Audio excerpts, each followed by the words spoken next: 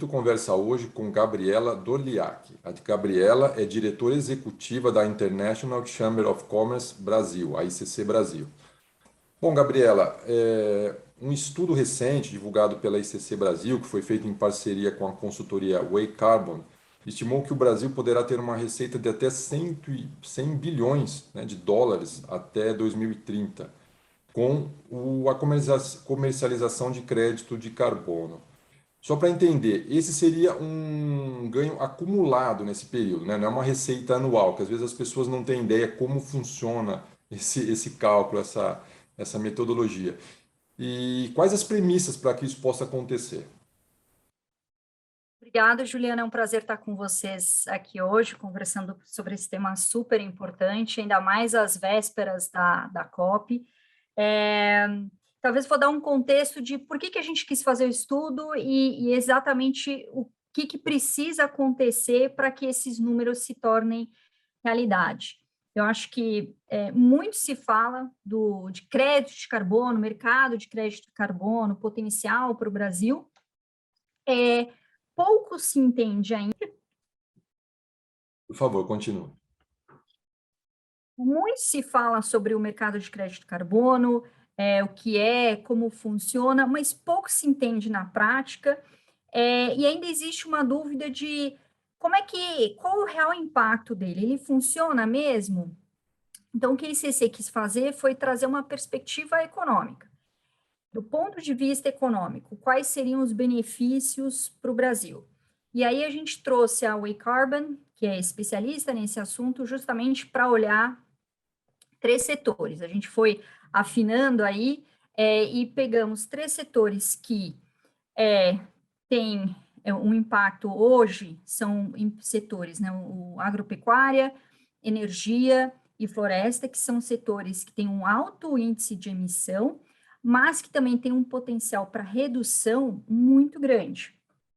E esses setores, então, olhando só esses setores, chegou-se à conclusão que tem aí uma faixa de entre 50 milhões de dólares até 100 bilhões de dólares. E o que precisa acontecer? Eu acho que o primeiro grande ponto é a aprovação do famoso artigo 6, que vai ser discutido na COP do Acordo de Paris. O que é o artigo 6? Essencialmente, o artigo 6 vai criar um grande mercado de carbono. Por quê? Ele vai permitir que os países negociem entre si créditos de carbono. Hoje você já tem mercados de carbono voluntários, você já tem esse negócio, a negociação de crédito de carbono, ela já existe. Mas são coisas mais pontuais, são empresas entre um ou outro país. O artigo 6, ele vai dar uma amplitude muito maior.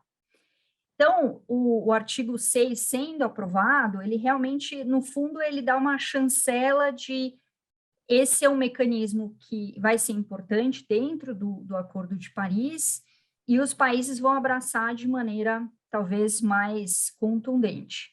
Aí vem o famoso pulo do gato. Cada país vai ter que estabelecer a sua legislação, digamos, a sua estrutura regulatória para que os créditos de carbono sejam emitidos, contabilizados e negociados. E aí que é a parte mais importante. Então, como o Brasil vai fazer isso de maneira que incentive as empresas a diminuir a sua emissão de carbono, então, a cada tonelada reduzida de emissão, ela ganha um crédito de carbono, ela pode emitir, e que eles sejam negociados e sejam créditos aceitos no mercado internacional, ou seja, eles tenham credibilidade. Então, para isso, você precisa de uma estrutura regulatória muito bem montada aqui no Brasil. Então, qual é a metodologia que vai ser usada, qual vai ser a autoridade que vai regular isso, quais são os processos, que tipo de certificação. Então, todas essas são perguntas ainda que vêm sendo discutidas e que, uma vez, talvez, com o artigo 6 sendo aprovado, elas vão ser aceleradas, esse processo vai ser acelerado. Não, perfeito. E isso é um ponto muito importante, porque as pessoas realmente, às vezes, não têm noção, né? Quem não acompanha tão de perto isso, que existe, claro, essa regulamentação internacional que será discutida na COP, talvez até nos próximos, não seja assim, chegar a uma conclusão final, mas que vai cedo ou tarde ter algum tipo de definição, mas o Brasil também precisa fazer um trabalho interno, que é ter a sua regulamentação e ter uma estrutura confiável, né, que possa ser aí averiguável, e aí sim pleitear, comercializar esses créditos internacionalmente, é isso, né? Exatamente. A gente tem que pensar no crédito de carbono como qualquer outro produto, ou seja, ele tem que ter credibilidade, ele tem que ser um produto que atraia o mercado internacional.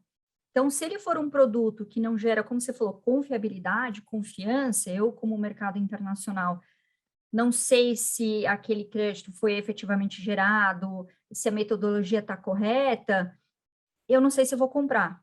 Então, aí você já nega todo o princípio do crédito de carbono, é que você possa gerar ele para que você possa vender e em cima dessa, digamos, redução, dessa mitigação de emissão, você possa gerar renda. Então, essa parte é tão importante quanto a aprovação do artigo 6, se não mais importante que. Não, e se fala que o Brasil, até acho que o estudo do ICC mostra isso, tem o potencial de ser o grande provedor de crédito no mercado internacional, né? Qual é a fatia de mercado, digamos assim, que o Brasil pode abocanhar desse futuro mercado internacional? Aqui o Brasil realmente tem uma posição privilegiada. Do mercado voluntário, o Brasil pode chegar a suprir 40%, cerca de 40% desse mercado. Dentro do artigo 6, aí você tem o 6.2, 6.4, mas se a gente olhar o artigo 6, pode chegar a 22%. Um país só. Então, a gente vê que o Brasil realmente tem um potencial que nenhum outro país tem. Então, essa é a nossa preocupação, ou seja, a gente tem um potencial econômico que impulsiona digamos, um benefício ambiental muito claro, e isso tem que ser aproveitado. E o quanto antes o Brasil puder estabelecer sua estrutura regulatória, melhor para o Brasil. O Brasil sai na frente. E, de novo, gerando créditos de carbono com confiabilidade. E eu acho que outro ponto que o estudo colocou foi justamente uma preocupação com a qualidade dos créditos. E o que quer dizer isso? Então, o crédito ele não vai olhar só, eu reduzi uma tonelada em emissão, ok. Qual é o impacto que você tem naquela comunidade onde você opera? Que tipo de outros benefícios você gera para aquela região? Então, ou seja, é olhar muito mais do que o ambiental, mas também olhar o social. E aí você acaba gerando um crédito de carbono com alta qualidade. E, Gabriela, você falou do aspecto social, mas muitas entidades ambientais são críticas em relação ao crédito de carbono. Dizem que é uma licença para poluir, que é um estímulo para os ricos continuarem poluindo enquanto os pobres se mantêm na pobreza. Como mudar esse tipo de percepção? Isso também será discutido em Glasgow, em outros fóruns internacionais, quer dizer, tentar trazer assim uma ideia mais perceptível de como o crédito de carbono pode ajudar na redução de emissão de gases de efeito estufa? Eu acho que essa é uma discussão justa, muito interessante, essa percepção de que, bom, então os benefícios ficam só com as empresas e não chega na sociedade. Eu acho que o primeiro passo é pensar no mercado de crédito de carbono como um mecanismo de transição.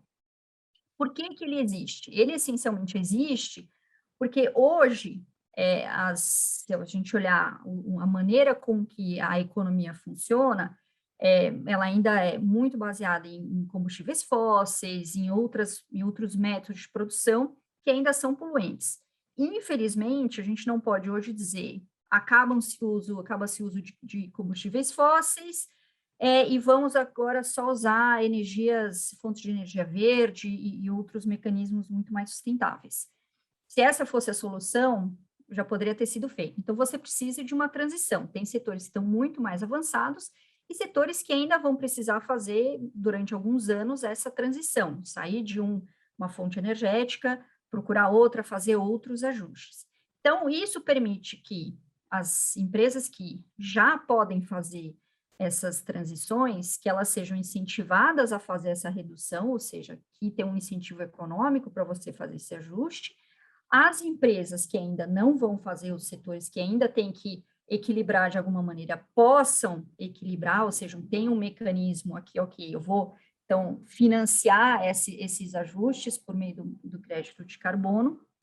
Então, você, digamos, encontra esse equilíbrio nas emissões.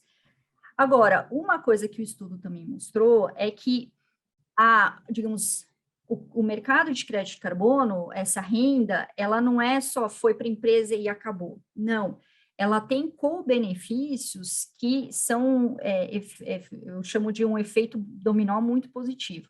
Geração de emprego. Então, o estudo mostrou que até 2030, o mercado de crédito de carbono no Brasil pode gerar até 8 milhões de empregos. Isso porque você tem que fazer adaptações, você tem que trazer novas tecnologias, ou seja, você cria novos empregos. E isso é um impacto social em geração de emprego, geração de renda, muito concreto. Se a gente for olhar o setor agropecuário, uma das coisas que o estudo mostrou é o potencial de melhoria na qualidade de trabalho, de condições de trabalho no campo. Porque, de novo, você traz mais tecnologia, você traz melhores práticas para aquela produção, e isso acaba deixando muito obsoletas práticas já nem deveriam ser usadas mais, mas você, de novo, você força uma conscientização nessa produção. Então, você começa a trazer esse novo maneira de pensar e nova filosofia para dentro das empresas. E isso vai tendo esse efeito para tudo que está ao entorno. Então, a gente teve essa preocupação de, hora que olhou os benefícios econômicos, como eles também transbordavam para benefícios sociais. E isso o estudo deixa muito claro. Então, você tem geração de emprego, melhorias de prática, de condições de trabalho, e todos esses são benefícios que vão sendo potencializados à medida que cada vez mais empresas adotam e decidem entrar no mercado de crédito de carbono. Uma última questão aqui, Gabriela, é sobre o papel do setor privado, né? O setor privado, as empresas já foram foco de resistência. Hoje a gente vê uma atuação muito forte delas em benefício dessa transformação rumo a uma economia mais verde. Do lado político, ao contrário, a gente vê alguma resistência de muitos países, né? Promessas que acabam não sendo cumpridas de redução de emissão, resistências, até por causa do possível impacto no crescimento econômico, né? Em países como China, como a Índia. Então, como você vê o papel do setor privado na COP, em fóruns, em conferências e fóruns futuros, o papel das empresas para que essa agenda realmente caminhe, para que deixe de ser assim para que as propostas deixem de ser voluntárias, que parece que não está funcionando, para que seja realmente algo mais efetivo? Olha, eu acho que as empresas, essencialmente, são a peça-chave para essas mudanças, porque uma vez que você muda como as empresas produzem, como as empresas fabricam os seus bens, é aí que tem o maior impacto, digamos, nas emissões. Então, às vezes, você não precisa que o governo faça. Se as empresas tomam a dianteira e já adaptam as suas produções, é mais de meio caminho andado. Então, você teve, por exemplo, um exemplo muito claro foi quando o Trump decidiu que ia sair do Acordo de Paris. Várias empresas disseram, pode sair, mas a gente vai continuar seguindo os princípios. Então, as empresas têm essa liderança no sentido de eu vou me autorregular, eu vou estabelecer os critérios, os padrões que eu vou estabelecer. E esses são os padrões que eu vou colocar aqui para mim. E eu acho que isso, de certa maneira, uma vez que você tem um setor privado unido, com uma visão muito clara e aí olhando, por exemplo, o setor privado brasileiro, qual é o país que nós queremos exportar, digamos, ou mesmo ter aqui para os brasileiros. Essa a visão? Isso, óbvio, isso naturalmente, uma hora vai ter que ser refletido pelas políticas públicas. Porque se o setor privado se adianta e já faz uma série de medidas e de adaptações antes do governo, você não vai poder ter um governo que diz, não, mas a gente vai ficar aqui no atraso. Porque o maior argumento é o argumento econômico. Isso tem um impacto econômico.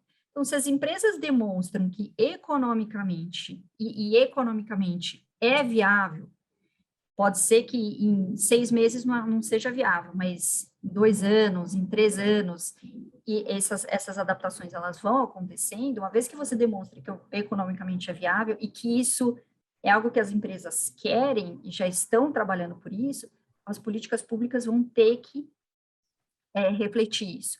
Então, o que a gente vê hoje, e é interessante no Brasil, pela primeira vez o setor privado tem se posicionado de maneira muito enfática. A gente vê um grupo muito grande de empresas brasileiras indo para a COP, apesar de todas as dificuldades logísticas, justamente pela importância de estamos aqui, acreditamos nesse tipo de país, nesse tipo de visão de sustentabilidade e meio ambiente. A própria ICC, globalmente, a ICC é o ponto focal da UNFCCC para a COP, ou seja, traz o setor privado para a COP. Então, a ICC está presente em mais de 90 países. Esse ano foi o ano que a ICC, de novo, com pandemia, uma série de restrições, foi o ano que a gente teve maior número de CEOs inscritos na COP, pela ICC, mais de 20 CEOs. Se a gente for pensar, é um número muito relevante, porque o CEO vai ter que ir, tem CEO que vai ficar em quarentena, então não é fácil, tem que ficar fazendo o teste todo dia, então assim, logisticamente não foi uma COP que incentivou a participação do setor privado. E mesmo assim, a ICC teve uma fila de espera para inscrição, todo mundo queria ir, então você vê uma preocupação do setor privado de participar e empurrar. O que a gente tem visto a gente quer empurrar essas metas, a gente quer ter certeza que elas vão ser metas ambiciosas e que o setor privado vai poder participar junto com os governos dessas novas ambições, porque afinal um não pode trabalhar sem o outro, isso que a gente sempre coloca. Não adianta você só olhar o setor privado e não olhar o setor público, ou o setor público e não olhar o setor privado. E são duas coisas que têm que andar muito de mão dada. Gabriela, muito obrigado pela entrevista. Obrigada, Juliano, foi um prazer.